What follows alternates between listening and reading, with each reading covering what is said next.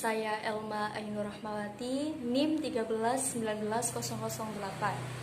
Saya dari Prodi Pendidikan Guru Madrasah Ibtidaiyah, Fakultas Agama Islam Unikdu Jombang. Nah, di sini saya akan menjelaskan mengenai artikel ilmiah berupa laporan.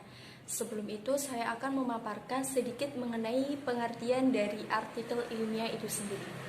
Artikel ilmiah merupakan karya tulis yang isinya dapat berupa laporan yang disusun secara sistematis, bisa berupa hasil penelitian atau hasil studi yang disajikan kepada komunitas ilmiah tertentu.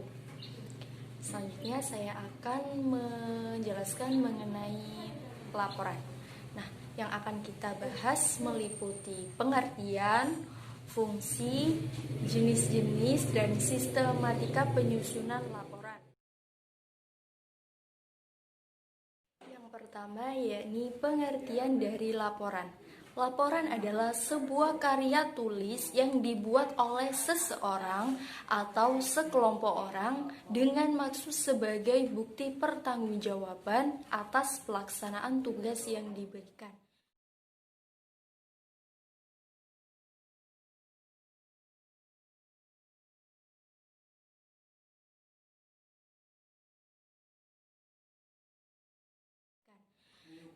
Fungsi dari laporan itu sendiri antara lain yang pertama sebagai bahan pertanggungjawaban, sebagai alat menyampaikan informasi, sebagai alat pengawasan dan bahan penilaian serta pengambilan keputusan.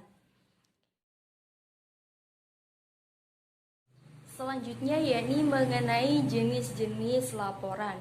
Yang pertama berdasarkan waktunya. Ada dua, laporan berkala dan laporan insidental. Untuk laporan berkala, laporan ini dibuat secara periodik dalam jangka waktu tertentu, misal mingguan, bulanan, atau tahunan. Nah, yang kedua berdasarkan bentuknya. Ada laporan berbentuk surat, naskah, dan memo.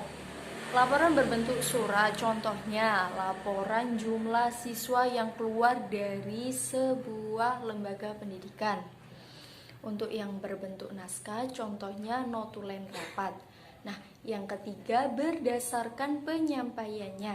Ada laporan lisan, tertulis, dan visual. Laporan lisan, laporan ini disampaikan secara langsung. Laporan tertulis, contohnya berupa surat, berupa naskah. Nah, untuk laporan visual, misal dalam laporannya itu menggunakan media PowerPoint.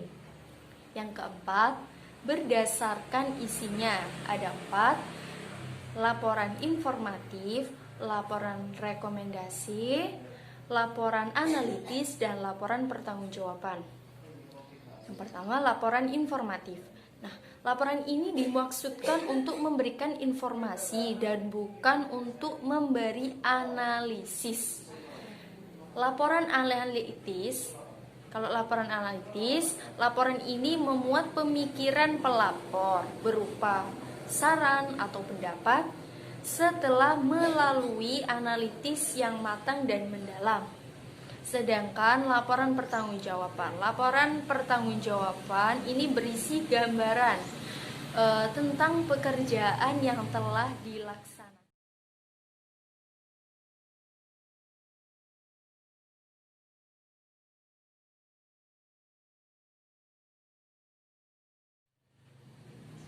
Selanjutnya yakni sistematika laporan.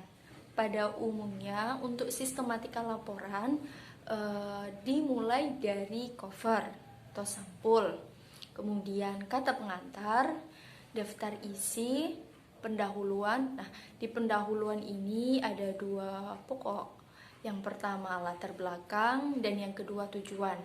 Selanjutnya ini yakni pembahasan. Pembahasan itu merupakan bagian inti dari sebuah laporan, di mana di bagian ini sebisa mungkin untuk memaparkan secara detail dan mencakup unsur 5W1H, what, when, where, why, who, dan how. Nah, selanjutnya bagian penutup. Bagian penutup biasanya berisi kesimpulan dan saran. Yang terakhir, lampiran. Bisa berupa foto, tabel, surat, kwitansi, nota, atau lain-lainnya.